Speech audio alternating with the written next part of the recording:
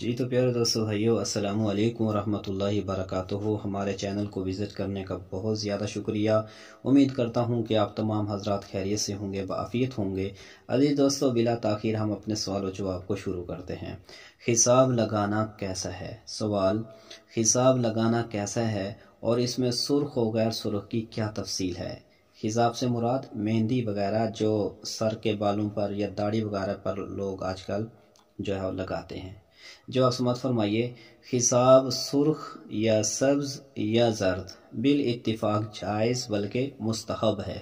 यानी आप सुर्ख रंग की मेहंदी, हरे रंग की, जर्द रंग की आप लगा सकते हैं, बिल्कुल जायज़ है। सियाह हिसाब जिहाद में हैबत दुश्मन के लिए जायज़ है। काले रंग की मेहंदी दाढ़ी पर, बालों पर दुश्मन पर रोब डालने के लिए आप लगा सकते हैं। और महज जीनत के लिए मुख्तलफी है।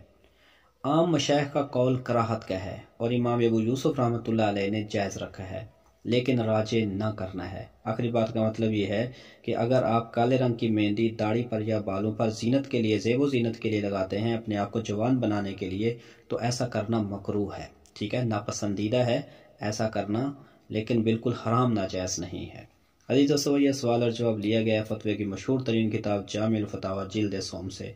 अगर आपने कोई दीनी मसला पूछना हो कमेंट बॉक्स में लिखकर भेजिएगा। जज़ाकुमुल्लाह खैर।